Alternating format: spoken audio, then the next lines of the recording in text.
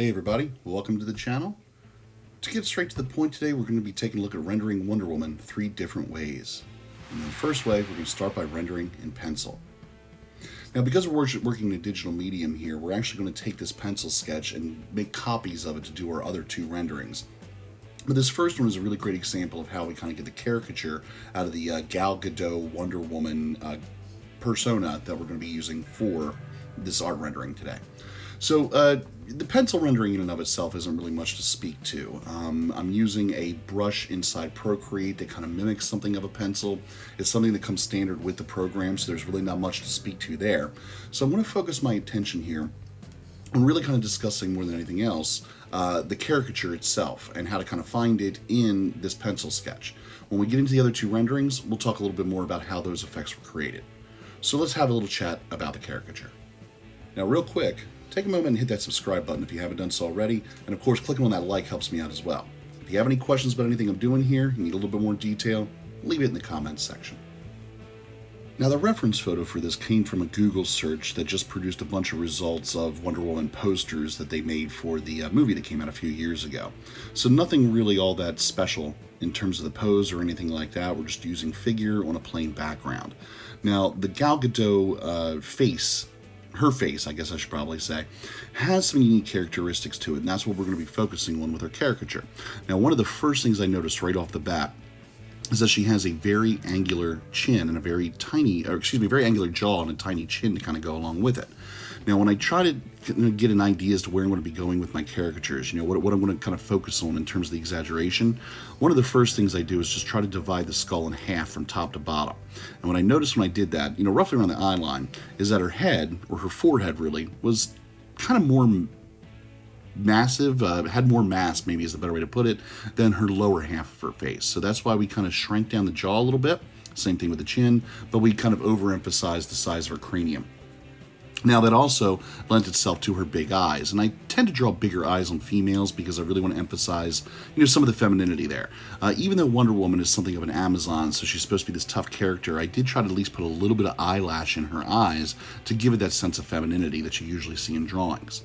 Aside from that, you may notice that she also has a very straight, almost Romanesque nose and a very full lower lip. The other thing I kind of took some liberties with were her eyebrows. She kind of had that tough look on her face, and I wanted to make sure it kind of captured that in some sense of emotion. The shape of the head is also important as well. Now, with Wonder Woman, or Gal Gadot in the sense, her hair is just as much a piece of her character as the rest of her face. So trying to get these curly aspects to her hair was also a really essential part in making sure that we got some sort of a resemblance. So we kind of finished up the pencil sketch. Here's our final version of her right here. That's rendering 1 done. And now we're going to do rendering number 2, which is going to be a study in values. Now, what I'm really kind of getting at here is this concept of doing a black and gray value painting and then adding in the color at the end. This is actually a pretty classic painting technique, and you'll see some digital artists that will do this quite regularly. And it's a really good study and a really good exercise in learning where shadows and light really kind of play with each other. Because you're not adding the color in until the end, you really have to focus on your grays and your tones to make sure that you're rendering that 3-dimensionality in an effective way, again, before the color even goes in.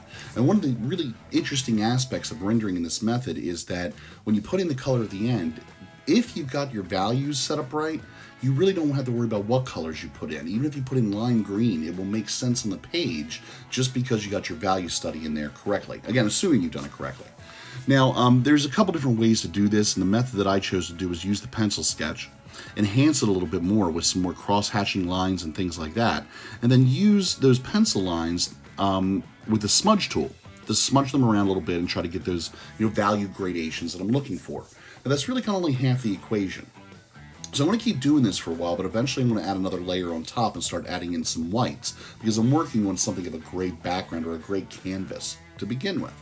So, again, the darks are going to kind of go in first. I tend to focus more on shadows before I get lights in. But when I'm seeking to achieve that balance or that other half of the 3-dimensionality, I want to go to the opposite end of the spectrum and get that lighter value in. And again, I'm going to work in pure white here. When I use that pure white, that doesn't mean it's going to stay that way. I'm going to use that same smudging effect, and that's going to kind of bring it down in terms of tone and get that more gradation between the darker value, the lighter value, and then everything in between. And I haven't added in the white yet. It'll be a pretty stark contrast when you see it. But right now, what I'm again focusing on here is really trying to make sure I get the values right in her outfit, in her bustier. The fact of the matter is there's some metal in here, and that could be a very difficult thing to kind of render. There's a lot of shine, a lot of highlight to go in. So I want to make sure that my darks go in really, really dark. I have that really good saturation of black in the right areas, so that way when my white comes in, which is starting to happen right now, it really pulls off that tonal effect that I'm looking for. And you can see I've already kind of achieved that a little bit in the nose. There's one side of the nose on the left that's enhanced by the shadow, or the darker coloring, and then the right-hand side of the nose has that white stripe kind of going down it, but it is toned down and smudged, so that way it creates that kind of more subtle highlight that I'm looking for. A nose is a great area to see this sort of thing. You can also see it in her lower lip a little bit. And even though I've kind of faded it out a little bit, there's also a lot of that highlight in her forehead, in her tiara, and now we're going into her bustier to kind of get that effect in there as well.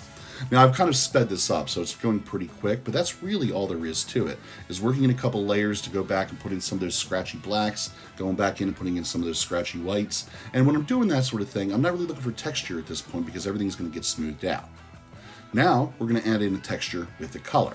So I've used something of a kind of a paintbrush type effect here to get in all the color, but I wanted to bring in bold when it comes to the flesh tone. Now again, this is going to go in pretty fast because now that I've got all the values done, I really don't have to play around much with the color. I know I want a flesh tone, I know I want blue in the background, I know I want red in some areas to kind of get that sense that there's blood in her flesh, and then we're using the basic primary colors that we would put in her uniform if we were just coloring in a comic book or a coloring book. Bright reds, bright yellows, but because of the gray tone that's kind of sitting on top of all that value, we're going to be able to get those shadows and highlights rendered effectively. And that's kind of the key to this. When we're putting in the color layer, it goes underneath all the black and gray rendering we've done up until this point. All in all told, this whole picture is really only about 3 or 4 layers. So there's not really a lot of complexity to it, but it really renders a very interesting effect. Now, having said that, I will let you know this is not my favorite method of rendering. It is effective and it looks really cool at the end, but what I really like to do when I do digital painting is I like to work in color, and because it's almost like the last step here and kind of just gets splashed in at the end, it really doesn't kind of give me that enjoyment that I get when I'm playing around with colors and the colors of shadows and things like that in some other rendering methods. And so that's why when this is done, which will be in just a couple seconds, we'll move on to our third rendering method, which is really kind of my preferred method. It's that cell animation / comic book method. So here's our final version of black and gray, and in just a sec, we'll switch over to our third rendering. And here we are. This one we're going to start off with by just kind of inking an outline around it because we're going to be working in this colored cell / comic book style. So this is pretty typical to the way that I work. A lot of my other videos start out this way where we get a pencil sketch, get it really kind of honed in nice, and then come in with a layer where we just draw in the inks as if we were inking a comic book. Now, I'm not going to focus a lot on dark black shadows here because again, my color rendering later on is going to kind of achieve that effect for me. So if you're not comfortable with calling this a comic book coloring style, we might call it a cell animation type style. It kind of means the same thing.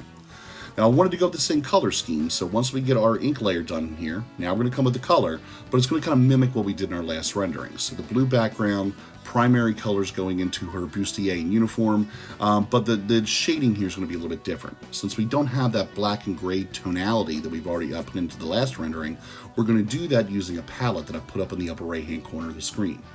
Now, I'm not going to spend a lot of time talking about what this palette is or how I've kind of come to those colors. The reality is I've talked about this in just about every video that I do when I do color rendering. As a matter of fact, I'll put a link up at the top there, a little card that will give you a link over to a couple of the pieces of art where I've done this before, maybe my John Wick or even my Umbrella Academy that I've published recently.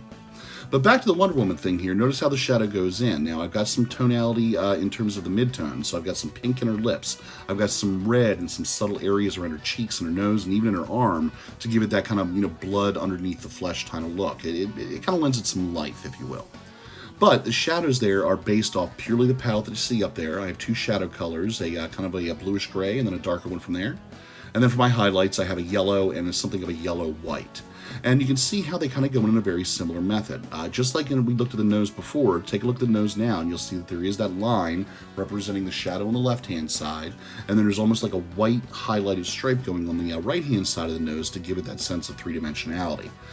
Same thing is done around our cheek, on our lip, forehead, same areas we did before. So the idea here is that we are going to get a very similar rendering, but it is going to look wholly different just because of how the colors went in.